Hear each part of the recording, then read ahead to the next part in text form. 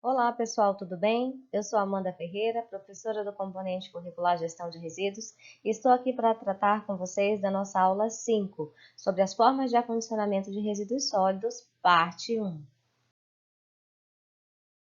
Então, quando começamos a falar sobre acondicionamento de resíduos sólidos, nos vem diretamente uma pergunta: onde começam os problemas para o serviço de limpeza urbana, de gerenciamento de resíduos dentro da nossa cidade?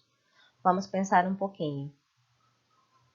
Não sei se deu tempo de vocês pensarem aí, mas o problema começa na nossa própria residência, no momento em que nós não separamos o resíduo, em que nós não acondicionamos o resíduo adequadamente. Acondicionar significa guardar o resíduo, embalar, para que ele possa ser coletado e encaminhado para alguma forma de tratamento ou até mesmo para a disposição final.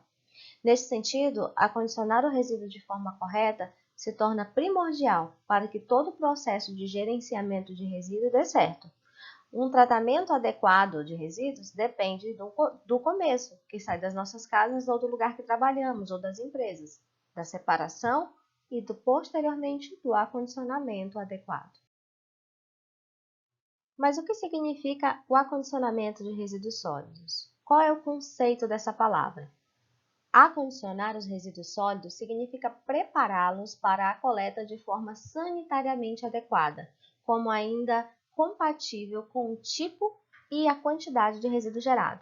Então, nada mais é do que você embalar o resíduo, preparar o resíduo para que ele seja coletado, para que ele seja transportado.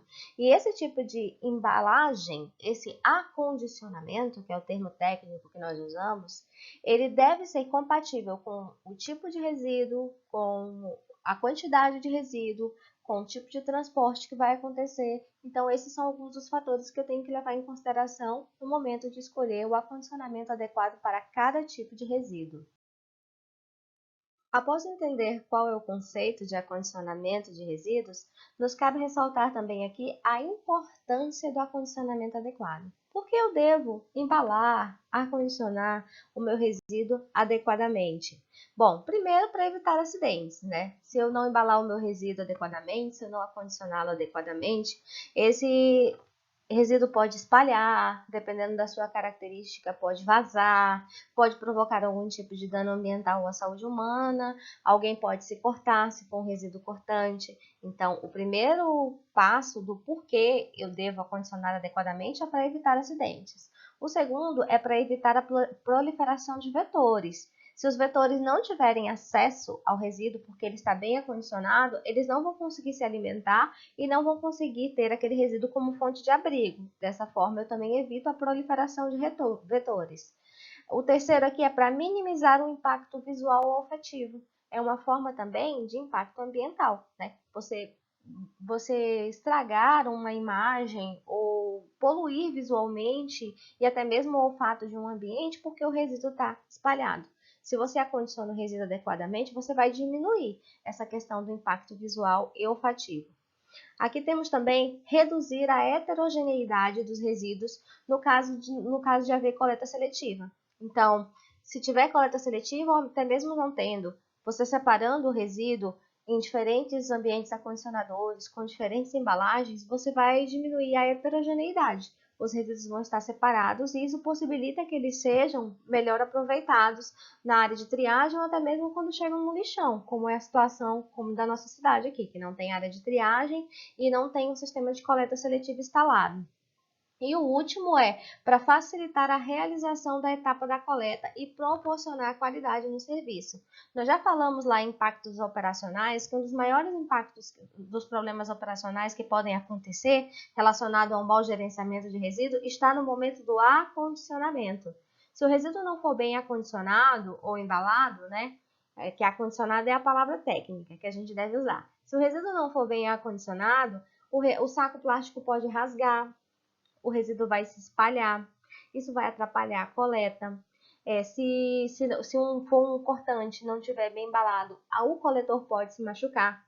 Se eu tiver acondicionado em saquinhos muito pequenos, isso vai atrapalhar, porque a pessoa que coleta vai ter que dar muitas voltas, né, até coletar todo o resíduo da nossa residência.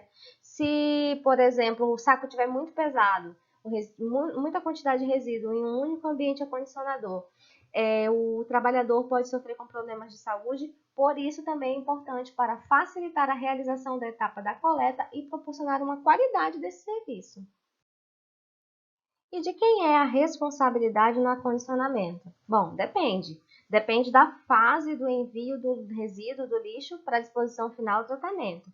A responsabilidade é do gerador quando o resíduo é gerado dentro das nossas residências, né? Isso aqui é na fase interna, quando é gerado nas nossas residências, estabelecimentos comerciais, estabelecimentos públicos, né? É responsabilidade do gerador, tá? Na fase interna de dentro do estabelecimento.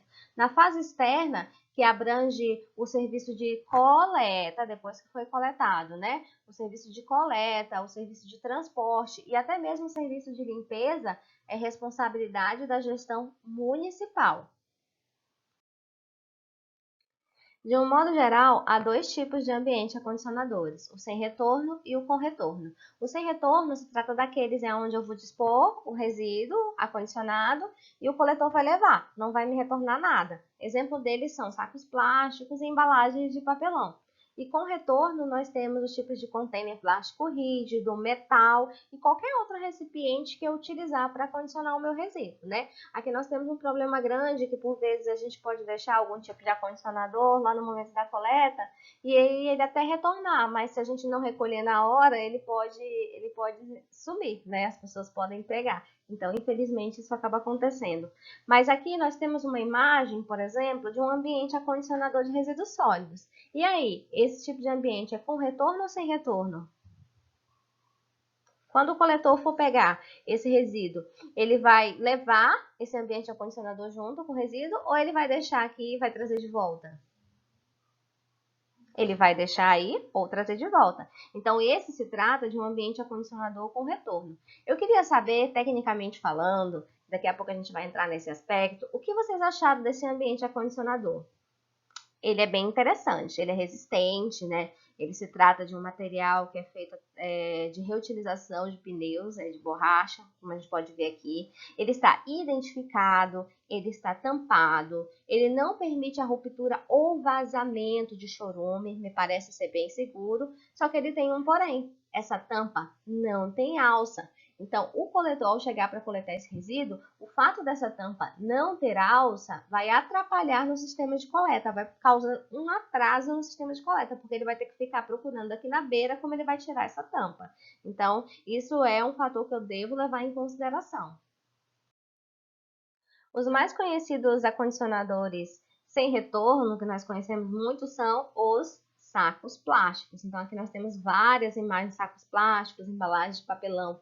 Quais são as vantagens do uso de saco plástico? Bom, são ideais para acondicionamento no ponto de vista sanitário, porque ele não permite, né, que o resíduo espalhe, que o resíduo vaze. Isso se eu utilizar sacos aprovados pelo Inmetro, tá, gente? Porque o saco ele tem que ser certificado para garantir. E se eu respeitar também a capacidade do saco plástico. Se eu colocar mais resíduo do que ele suporta, ele vai rasgar e vai vazar, tá bom? E ele agiliza no processo da coleta, uma vez que o coletor pega o resíduo e já coloca dentro do caminhão de coleta, né? No caminhão compactador, e isso não precisa retornar, tá? Então, ele agiliza o processo. Quais são as desvantagens? Fragilidade a materiais cortantes ou perfurantes. Então, se eu tiver esse tipo de resíduo aqui dentro do meu domicílio ou estabelecimento, eu terei que acondicionar de outra forma, não é recomendado o uso de saco plástico, então eu posso usar embalagens de papelão, eu posso usar algum outro resíduo rígido que eu iria descartar, como por exemplo um PET, né, uma garrafa PET, eu posso cortar, colocar o resíduo cortante dentro e proteger novamente, preferencialmente informar que ali tem um vidro, um resíduo cortante, tá? E a outra desvantagem é o preço elevado dos sacos considerados ideais, que a gente pode verificar os sacos ideais aqui na ABNT 9191, que eu vou disponibilizar para vocês, tá bom? Então, eles são relativamente caros. Em um país como o nosso, em um momento que a gente está passando, onde a compra de alimentos já está totalmente inflacionada, que parte da população tem acesso à compra de sacos plásticos ideais para condicionamento de resíduos, né? Então, aqui a gente vê que o saco plástico, sim, ele é ideal, mas na utilização de sacos plásticos não adequados, esse acondicionamento fica comprometido, porque o resíduo pode vazar, pode espalhar, sacos muito pequenos atrasam no sistema de coleta. Então, todo tipo de acondicionador vai ter as suas vantagens e as suas desvantagens. Essas são as do saco plástico. Nesse momento, vocês devem estar se perguntando o que um condicionamento adequado deve ter, o que um ambiente acondicionador adequado de resíduos sólidos deve ter, como ele deve ser para ele ser adequado. Então, vamos lá. O primeiro passo é ter condições sanitárias preconizadas, não permitir o vazamento de resíduo, não permitir que o resíduo extravase, não permitir que os vetores tenham acesso ao resíduo. Esses são os parâmetros que eu devo considerar. Ser estético, né? Ser agradável, não provocar um tipo de repulsão, porque isso faz parte do quê? Da poluição visual. Então, um ambiente acondicionador de resíduos sólidos, ele não precisa ser lindo, mas ele pode ser discreto. O que ele não pode ser, que a gente preconiza, é que ele não provoque nenhum tipo de repulsão.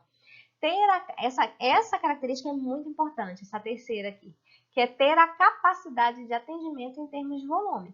Nada adianta eu ter um ambiente acondicionador caríssimo que eu comprei, ele ter condições sanitárias preconizadas, ele ser bonito, não provocar repulsão, mas ele não comportar a capacidade de resíduo sólido que eu gero. Então, ele tem que comportar a capacidade de resíduo sólido que eu vou gerar. Como que eu vou saber disso? Bom, primeiro eu preciso saber a quantidade de resíduo que é gerado dentro do estabelecimento ou dentro do domicílio por dia. Depois eu vou ver o intervalo de coleta. Se a coleta for 3 vezes por semana, eu tenho que considerar que em algum dia da semana o resíduo pode ficar até 3 dias esperando a coleta. Então, um ambiente acondicionador adequado, nesse caso, é um ambiente acondicionador que caiba o resíduo de pelo menos 3 dias de geração daquele ambiente, daquele lugar, tá bom? Então, ele tem que ter capacidade de atendimento em termos de volume. E por que eu devo saber qual é o ideal? Porque esses ambientes acondicionadores, eles são caros, né? Se a gente for comprar. E se eu comprar um muito grande, que vai muito além da minha capacidade, vai comportar em termos de volume? Vai, mas eu vou estar desperdiçando recurso na compra do ambiente acondicionador. Pense nisso, tudo é dinheiro. Tem que permitir uma coleta rápida. Lembra do que eu falei agora há pouco? Sobre um ambiente acondicionador que não tinha tampa, então isso acaba atrapalhando. Olha esse modelinho aqui, que eu sei que é em desenho, mas ele tem essa tampa, posso tirar, o coletor pode vir pegar pelo fundo, tem as alças laterais que ele vai segurar para poder virar dentro do caminhão. Então esse aqui permite a coleta rápida. Esse outro não é um ambiente acondicionador que é utilizado já para o momento da coleta. Ele é um ambiente acondicionador que fica disposto em locais públicos, né? E ele tem as suas inerências, ele permite a coleta rápida? Nem sempre, mas ele também não é um resíduo feito para isso. Não é um ambiente acondicionador feito para isso. Ele não tem como finalidade deixar o resíduo aqui para fazer a coleta final. Não é o carro coletor que vai passar aqui, e sim uma pessoa que vai tirar. E olha só que interessante, aqui tem dois tipos de ambiente acondicionador. O com retorno, que é o que fica aqui, e o sem retorno, que é o saco plástico que fica dentro.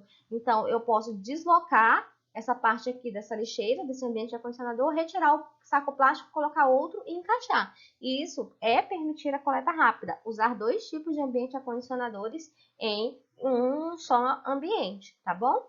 E garantir uma manipulação segura do resíduo. Então, por vezes, a gente acaba mandando fazer algum ambiente acondicionador que nem sempre é seguro. Por exemplo, a gente pega aqueles tambores grandes e manda fazer, né? Não toma cuidado de aparar as arestas, as pessoas podem se cortar, pode se machucar, aquilo vai enferrujar. Se a pessoa não tiver vacinada, né, com antitetânica, ela pode aí ficar doente. Então, a gente tem que considerar também que a manipulação tem que ser segura. E isso também vale para o acondicionamento de resíduos de forma adequada, porque o saco plástico é um ambiente acondicionador correto? Sim, mas não é para resíduos perfurocortantes. Então, eu tenho que considerar a característica do resíduo e a característica do ambiente acondicionador que eu estou utilizando. Mas e aí, qual é a carga permitida que eu devo considerar no momento de mencionar um ambiente acondicionador? Porque vamos levar em consideração que, às vezes, né, a minha capacidade de geração de resíduo diária seja muito grande. E aí, eu vou colocar tudo num saco só? Tudo num ambiente acondicionador apenas? Não, eu tenho que respeitar também o volume que as pessoas conseguem carregar de acordo com o tipo de coleta. Então, se a coleta for acontecer manualmente, que é geralmente o que acontece nas nossas ruas, nos nossos bairros, eu devo considerar o fato de que algumas prefeituras estabelecem que a carga máxima é de 50 quilos, que é a capacidade máxima de uma pessoa carregar é de 50 quilos. Eu, particularmente, acho muito pesado, né? E que o trabalhador pode carregar. Já a Organização Internacional do Trabalho limita a 40 quilogramas. Então, o trabalho do coletor normalmente fica limitado a 20 quilos. Se você coloca 20 quilos em cada ambiente acondicionador, o trabalhador decide se ele consegue carregar 20 quilos ou se ele consegue carregar 2 sacos de 20 quilos, estabelecendo 40, tá bom? Nós temos os fatores a serem considerados no momento de escolher, né, de dimensionar os ambientes acondicionadores para resíduos sólidos. A gente já falou um pouquinho disso, mas a gente vai continuar conversando. Então, a primeira coisa que a gente tem que saber é a característica do resíduo. Se for um resíduo sólido, que não é cortante, que não vai ter nenhum tipo de vazamento, a escolha do meu ambiente acondicionador vai ser pode ser um saco plástico. Se for um resíduo sólido líquido ou semissólido, aí eu já tenho que considerar que não vai dar para colocar em um saco plástico. Eu posso precisar de um tambor, né, de um outro recipiente onde eu vou colocar. Mas nas próximas aulas eu vou mostrar esses tipos de recipientes. Se eu for um perfuro cortante, como a gente já falou, eu tenho que considerar que ele pode machucar as pessoas. Então, eu preciso de um ambiente acondicionador rígido e resistente à ruptura e vazamento, tá bom? Aqui nós temos que considerar também a frequência de coleta, porque eu expliquei agora há pouco para vocês. Dependendo do intervalo entre uma coleta e outra, a quantidade de resíduos que vai ficar ali não pode extrapolar a capacidade de um ambiente acondicionador. Então, como eu estava falando para vocês agora, se a coleta for todos os dias do resíduo, e eu conheço a minha capacidade de geração diária de resíduo, né, a minha geração diária de resíduo, eu vou dimensionar o meu ambiente condicionador para aquela capacidade ali, condicionando pelo menos de 10 a 20% a mais, tá? Considerando de 10 a 20% a mais.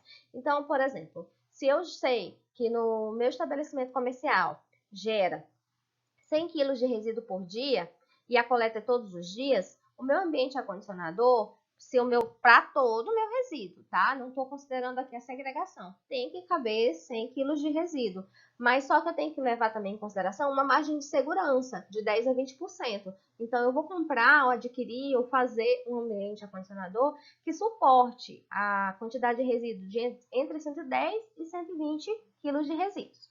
Levando em consideração que eu estou falando do mesmo estabelecimento, que gera 100 kg de resíduo por dia, e que a coleta seja 3 vezes por semana, em determinados períodos da semana, o resíduo pode ficar até 3 dias esperando a coleta, como, por exemplo, coletas que acontecem na segunda, quarta e sexta, né?